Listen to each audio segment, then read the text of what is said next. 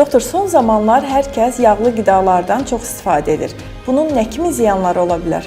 Bəli, bir çoxumuz yağlı yeməkləri sevirik, amma bu dadlı qidalar bədəndə sadəcə enerji vermir.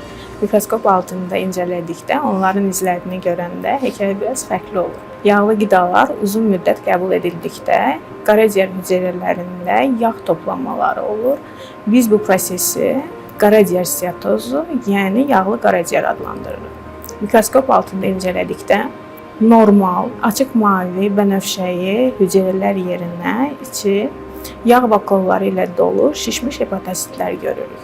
Nəticədə hüceyrə nəfəs ala bilmir, funksiyasını itirir və iltihab yaranır. Bu proses davam etdikdə iltihab artır və fibrozis əmələ gəlir. Yəni, normal hüceyrələrin yerini çapıq toxuma alır. Bunu yağlı qaraciyərdən siroza gedən səssiz yol adlandırmaq olar və bəzən bu dəyişikliklər illərlə heç bir ağrı olmadan davam edə bilər. Unutmayaq, dadlı və yağlı qidalar bir neçə saniyəlik həzzdir, amma onun hüceyrələrdə buraxdığı izlər illərlə davam edir.